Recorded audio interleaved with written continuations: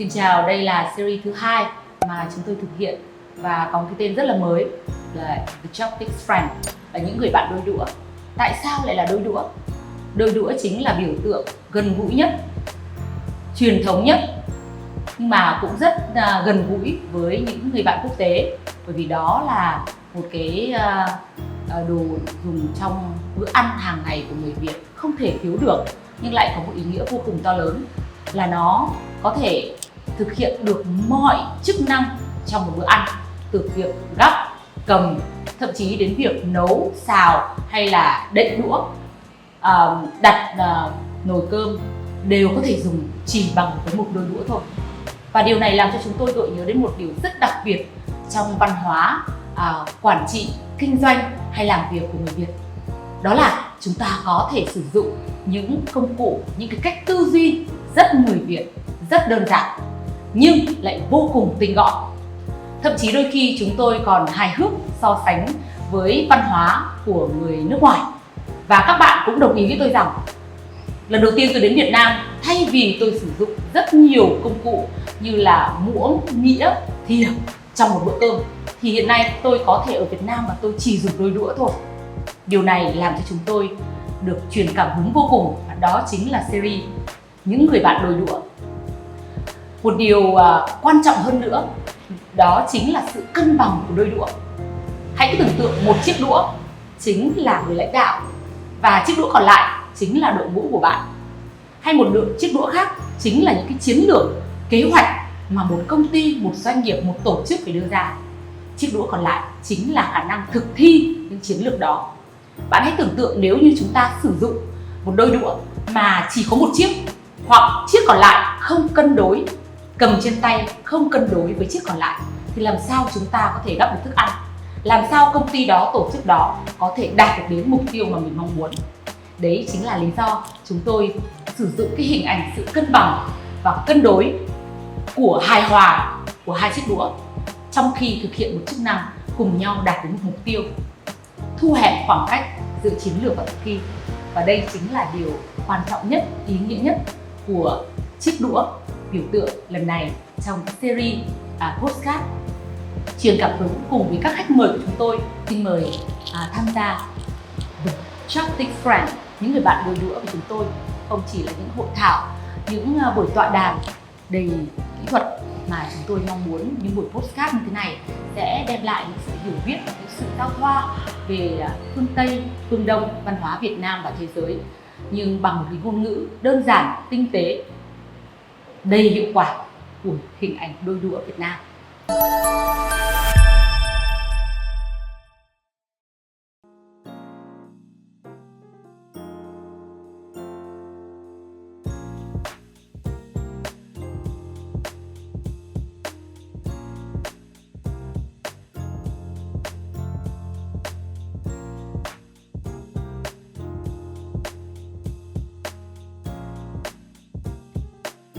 Hi everyone, my name is Christine Duque. I am the CEO of Alan Sarah. I am also an award-winning author and podcast host, and I'm an actress and opera singer as well. I am here today at Respect Vietnam and joining the Chopstick Friends. So my first assignment was to pick a cartoon from the comics, and this is what I chose. And I chose this because it talks about what I do is not as important as what I choose to be. True fulfillment comes from aligning what I am good at, what I love, what the world needs, and what I can be paid for. And the reason why I chose this is because I think it pretty much captures everything that I do and what I do in my life. I obviously have such a varied array of things that I do, but at the end of the day, what I choose to do is what I feel called to. So I live my life in purpose and really go and dive deep into everything that I do with passion and purpose. So whether it is helping organizations transform digitally and enabling them with AI solutions and the latest technology, or empowering women and underrepresented minorities, everything that I do is with passion and purpose. And I think this comic perfectly captures everything that I do and the essence of who I am. Xin chào mọi người, chúng ta một trong những vị khách đầu tiên của chương trình The Chopstick Friend. Series này thì chúng tôi sẽ tập trung vào những vị khách quốc tế, và đó là những người lãnh đạo, những cái CEO toàn cầu, những con người đang mỗi ngày xây dựng đế chế của mình bằng công nghệ và bằng đổi mới sáng tạo. Ngồi bên cạnh tôi đây chính là Christine Duque. Christine đến Việt Nam bằng một sự rất là tình cờ, nhưng mà chúng tôi lại có một sự chia sẻ sâu sắc bằng một cái điều đơn giản thôi. Đó là ở Việt Nam thì rất nhiều người cho rằng AI đang thay đổi mọi thứ, và thậm chí AI có thể 100% giải quyết những vấn đề phức tạp giống như là quản trị, luật pháp hay chính sách. Nhưng mà khi Christine nói với tôi rằng yên tâm Hà, chỉ có 30% sẽ được giải quyết bằng AI, còn lại 70% vẫn là chúng ta, những con người, và những con người làm nên AI, tạo ra nó và sẽ vận hành nó. Đây là một cái điều mà tôi rất tâm đắc, và đấy là lý do tôi mời Christine đến đây để chúng ta cùng trao đổi về một câu chuyện liên quan đến công nghệ, nhưng mà quan trọng hơn đó là mối quan hệ của công nghệ đối với con người như thế nào trên thế giới, trong khu vực và đặc biệt là ở Việt Nam. Christine là một lãnh đạo, một nhà chuyên môn, một nhà quản lý rất là xuất sắc của các tập đoàn nổi tiếng thế giới như là IBM, như là Accenture, như là Deloitte. Nhưng mà cô ấy đã chọn một cái ngã rẽ riêng để làm một cái điều mà bản thân cảm thấy khác biệt và đáng tự hào nhất trên con đường tạo ra sự thay đổi trên toàn cầu. Như là chúng ta vừa nghe thì Christine đã chọn cái bức tranh comic của Respect Việt Nam, đó là bức tranh 4 cái quả bóng tượng trưng cho cái lý thuyết nổi tiếng Ikigai của người Nhật. Và cô ấy chọn điều đó bởi vì cô ấy tin tưởng rằng mọi sự tập trung vào 4 cái điều tuyệt vời đó cũng chính là cái điều cô ấy đang làm hàng ngày, đó là chọn cái điều mình yêu thích nhất, điều mình giỏi nhất, điều thế giới phải cảm ơn mình khi mình làm được một cái thành tựu, và cuối cùng đương nhiên là điều ấy cũng tạo ra giá trị kinh tế, sự thịnh vượng cho bản thân và cho những người xung quanh mình. Vậy thì cũng cùng tôi tham gia khám phá thêm một cái phần khác biệt về con người của Christine trong cái công việc, trong cái sự cái sứ mệnh rất là thú vị, đặc biệt trong cái giai đoạn AI đang phát triển mạnh mẽ trên toàn cầu. Hey Christine, thanks for joining us. The Chopstick Friend is so proud to have you as one of the first international friends. And we're so lucky to have you, as well as having you. Remember that we discussed about what my concern with some of the VIP, some of the leaders in Vietnam, so proud in telling that, AI would basically done 100% of what's going on in Vietnam, especially in terms of governance or law and policy. And then you make me feel so relieved saying that, don't worry, it's only 30%. Another 70% gonna be us, people who are driving all the changes. So can you explain to the Chopstick Friend or tell us how come you come into that so confident, so inspiring, giving that number, because that number I think is gonna make everything different. No, thank you so much for having me, Tin Tao. I'm so honored to be here. So let me talk a little bit about why I'm talking about that the problem with AI is 30% data and technology, 70% about people. Yeah. First of all, I've been doing digital transformation since the beginning of digital transformation. As you had mentioned, working for Accenture, Deloitte, and IBM. And one of the lucky few who actually can say that I'm, successfully transform $2 billion of a personal portfolio of global companies. And so what you learn from digital transformation is that it's not technology that's the problem, it's really the people. And with AI, it's no different. It's actually even magnified. Yes. That you need to actually get new skill sets. People have to learn this. People who are working currently in their jobs, people who are in their schools, no one's coming out with master's degrees in artificial intelligence and understanding all of the software and the problems. But what AI is really solving for, what digital is solving for, is business processes, Yes. business process optimization. So if your business processes today are broken, and that's all related to people managing that, Yeah. and you're taking those requirements and then creating AI solutions to that, what you're doing is magnifying broken business processes, and people say, it's not working. Actually, it is working. It's just the problem was never solved to begin with. And so when you're thinking about AI in particular, you have to accept the number one thing. This is all about change. Yeah. And what people hate the most is change. And what right. and the only constant in life is change. And so the platform itself forces you to think about change because it's about continuous learning. So it's always learning, it's always changing. Therefore, it's optimizing. And so what you've seen today is, different, and how you interact with the platform is different. And the technologies are changing so fast. So even the people who are in it, like myself, it's hard for us to keep up with the pace of change from the technology advancement. Very true. And so even more so around upskilling people. Why it's a people problem? At the end of the day, you can implement the technology, but if the people don't know how to use it and they don't know how to adopt it, I say this as an analogy, you have like a Ferrari sitting in the garage with no one knowing how to drive it. Okay. I'm thinking about it. How can I imagine that if I don't have one? Okay. That's exactly what it is. You have a phenomenal piece of technology, but if no one knows how to operate it, then no one's going to drive it. Then everything around them gonna be Ferrari. That's amazing metaphor. I like that. That is That explain everything. Thank you so much. Như vậy là các bạn có thấy là Christine đã cho chúng ta một cái khái niệm rất là thú vị, giải thích tại sao mà chỉ có 30% giải quyết được vấn đề công nghệ và AI thôi, nhưng mà 70% là vấn đề con người.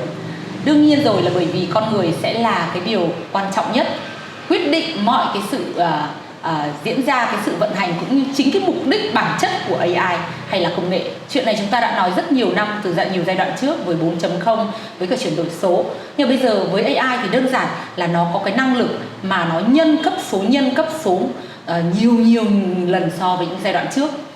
Như vậy thì cái sự tham gia cũng như là cái tư duy, cái trí tuệ của con người để sử dụng AI cũng như là phát triển nó sẽ phải đòi hỏi ở một cấp độ cao hơn rất nhiều. Và tôi rất là thích với cái sự so sánh của Christine về việc là nếu như con người chúng ta không hiểu đủ về AI cũng như không làm chủ nó thì không khác gì là chúng ta có một cái Ferrari ở trên gara nhà chúng ta mà chúng ta cả đời không biết dùng nó thế nào. Đây là một cái ví dụ vô cùng thú vị và nó sẽ trả lời rất là đơn giản câu hỏi 70% của chúng ta và đặt chúng ta vào một cái câu hỏi tiếp theo là làm sao mà có thể thúc đẩy cái vị thế, cái trí tuệ hay là tư duy của con người để chúng ta làm chủ chiếc xe Ferrari, cái con AI hay là cái hệ thống hoặc là cái tư duy về AI của chúng ta trong giai đoạn này. So I'm so excited about the Ferrari metaphor. So I would like to continue with the second question. Sure. Or you can, elaborate it if you like. But we can talk about challenges all day long. Right. But all I believe that sometimes we have to go hit right into what the biggest challenge, because we can save a lot of time. Yes. That is the lean mindset from Japan. But when we talk about change, it is so painful to think about it because people rather avoid that pain, especially the biggest pain. We rather, comfort ourselves with something smaller, easier to solve it. Yes. So how can we, or think about 70% of, about whatever, for people thinking, people, working on and master AIs and technology by looking into the biggest pain. Number one, do we need to? I want to hear it from you. And if we do so, then how to make people truly like we are human? How we, number one, look into that biggest pain. Sure. Or the last one, how to make the people surrounding us, our team, our bosses, even in a family, how to make people working with us to solve or relieve that biggest pain. Those are really great questions. And I think before I dive into how do we solve that pain, I think we need to understand the reason why. Yes. Why AI? Why is there so much hype around it? What's the big deal? First and foremost, it's projected to be, the global market is projected $15.7 trillion by 2030 for AI. Yeah. So the global market is saying that we're going to invest $15.7 trillion in AI by 2030. That's a huge number. let me give you a little bit of context. To solve for world hunger, do you know how much it is to solve for world hunger? $25 billion. So the global economy is picking AI over solving world hunger. That's really crazy. But let's also think about why this is even more important. When you're looking at the history of innovation, of any sort of technology in the history of humanity, AI is the fastest piece of technology from a human adoption perspective. And I mean, by adoption, 90% of humans are going to adopt and use this technology. For context, it took 47 years for 90% of the human population to adopt a refrigerator in their house. Alrighty. 47 years. And the internet was another 25 years. Oh, yes. And when you're looking at smartphones, 23 years. Okay. And now you're looking at mobile applications that go inside of it, 10 years. AI is 3 to 4 years. Adoption of 90%. Are we there yet? We are at the very, very beginning and infancy of AI. We're just scratching the surface. And the way that I like to talk about AI and where we are like that, it's like being a teenager. Everyone's talking about it. Everyone says that they're doing it, but no one really knows how to do it. Yeah. So you've got this herd mentality that says everyone is, has a solution for AI. But it's very, very, very early days. Easy to say it. It's easy to say it. It's really, really early days. And to demystify that even more, when you look at the global economy, you look at companies, only 10% of global companies can actually say that they have fully deployed and implemented AI for their companies and are using it. And most of those companies, that 10%, are the technology companies that have actually built it. Like Google, for example, is using it. Microsoft is using it very, very, very well. And so now you've got the gap to answer your point. Why is it so hard? Why is the pace of change? So we talked a lot about how fast the technology is changing. So to keep up with the technology is hard. This is new technology, so there's going to be a lot of upskilling and reskilling of resources to understand the technology. And it's not a one-size-fits-all solution. So all of the different business processes in your company are different. How you're using AI is very, very different. And there's so many different solutions, so it can get really confusing for someone to figure that out. And then when you think about just human nature, again, resistance to change and not wanting change, most humans would probably say, oh, I don't need to be the first one. I can wait. I can wait. Let's see. I wait for those who go first. Exactly. I wait to go first. So you have that kind of mentality happening in organizations. And so it's not just organizations, it's also your global leaders trying to figure out regulation and implementation of AI. So that's kind of where we're at. So let's try to distill the hype versus the reality of where we're at. So to answer then the next question that you had, which is how do we solve for kind of this resistance? It really just comes down to education. You need to actually educate and demystify a lot of these things about AI. So many people still have this thing that AI is a silver bullet that's going to change everything. It's a magic wand, you turn it on, it's great. It's not. Like any sort of piece of technology that you implement, you need to learn how to use it. And because of the adaptable nature of the technology, it's going to constantly change. So education is really, really important, and continuous learning from that education is going to be important. And where this becomes in organizations even more important, let's just talk about the leadership, right? Most leadership in organizations have never had to deal with AI before. So the education has to be a tops-down, bottoms-up approach across the entire organization. And what you really need in this day are realized leaders who are okay to admit that they don't know it and are smart enough to be able to take the entire organization along to the journey with AI. So this is essentially organizational transformation at the core of being able to solve and implement AI. So you're telling me that education is all the root causes of everything.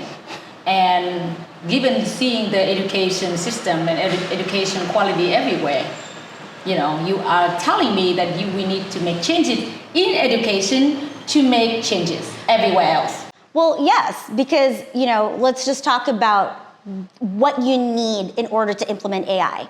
First of all, you need AI experts. You need what is called forward deployed AI engineers. The majority of the market and what we've solved for because of digital transformation is software engineering. You can't replace the title and say software engineers are now forward deployed engineers.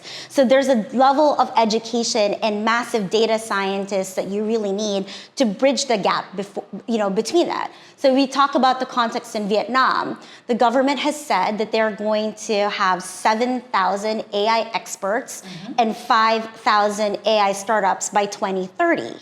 So how we can do that? How can you do that, right? So you have the great investment coming from, NVIDIA and SpaceX and Google, but how do you solve the gap from the investment when you've got academic institutions that are ill-equipped to be able to teach this core curriculum and then bridge that gap between education and pipeline towards the technology companies that are looking for this talent? So cause and effect, chicken and egg.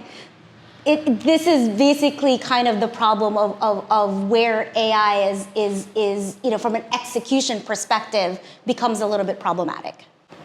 I totally agree with you, and that is something we've been working on and also studying and try to look at a strategy and execution perspective, and I totally agree with you. But we even have a comic about that chicken and egg. About manpower quality versus what we want in business outcome. But we just don't want to really just leave it right there and say it out loud and say that's it, because that number one could be the reason why people don't want changes. Yeah. What we're seeing here, like I mentioned, and I totally like it what you said, align with what I said earlier, because even you have amazing technology and architects, you train them and make them become better and better.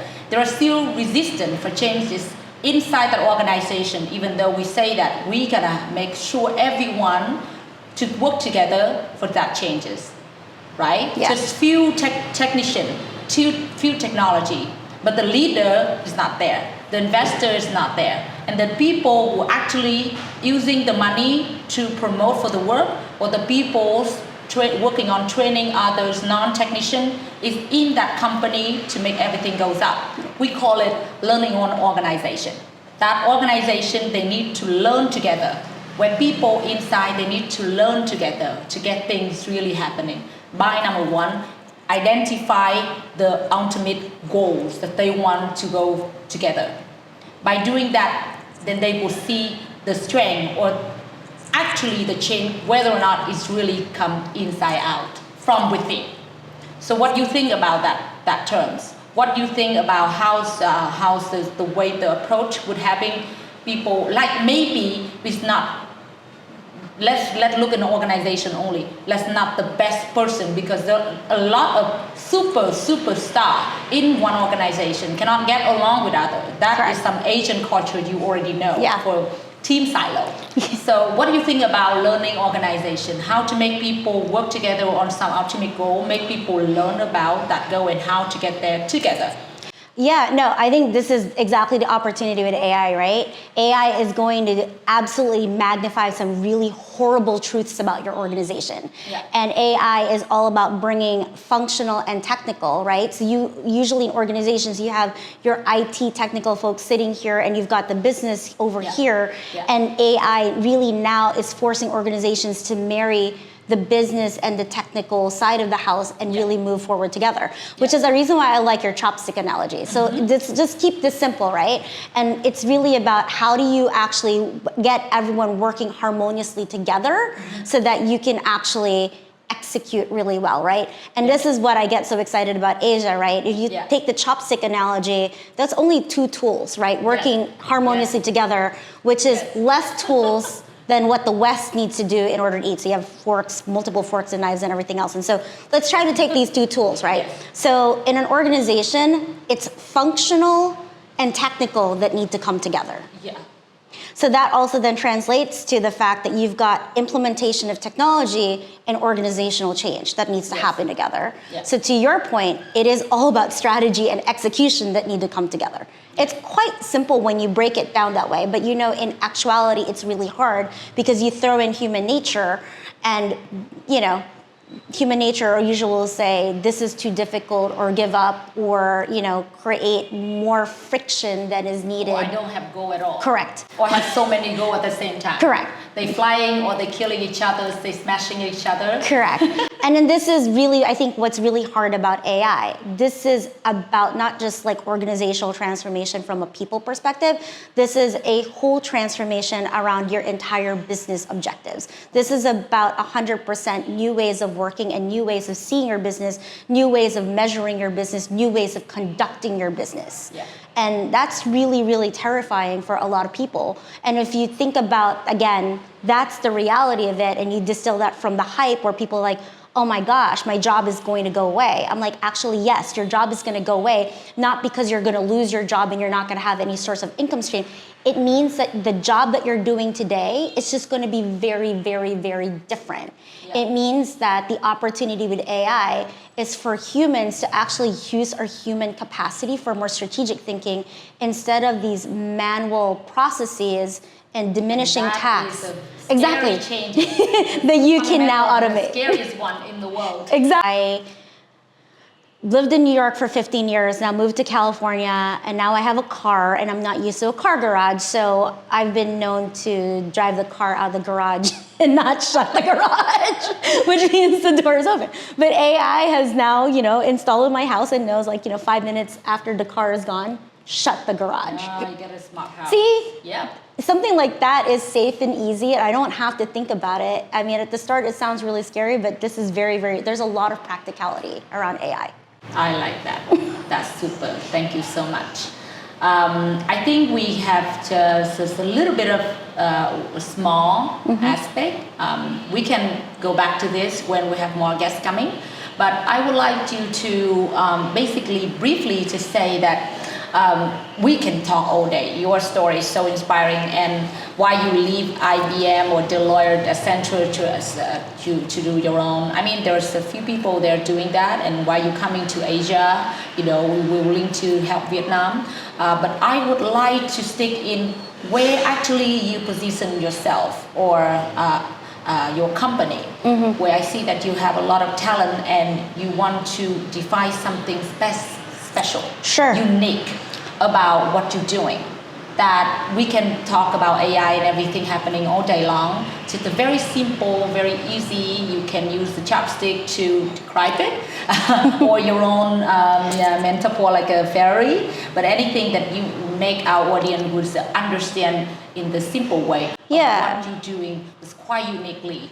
I think what prompted me to start my company was actually the encouragement of my technology partners, who saw a gap in the market of a lot of emerging companies and emerging markets that cannot afford the big four. Yeah. And so, what we essentially have at Ellen Sara is big four talent without the overhead and enterprise price tag of the larger companies. I think the other piece of it is our ability to be agile. So after building a lot of those practices, you're usually going into very singular lanes on either a consulting competency, a product expertise, or engineering expertise, and our ability piecemeal. And our ability to bring all of those together is really unique. And then the other unique proposition of Ellen Sara is that we are such a diverse company. 3 out of our partners are all Asian heritage. All right. So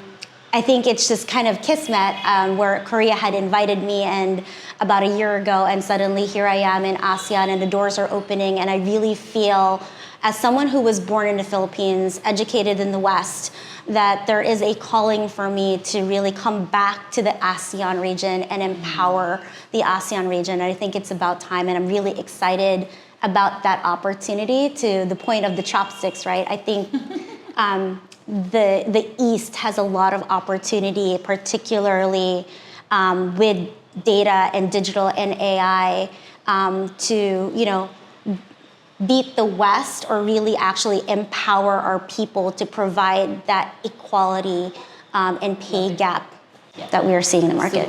Super. I have a few good keyword here. You are identify gap with the gap filler. You also, you don't do piecemeal, but you put things together. We used the puzzle before, different pieces and put them together. Yeah.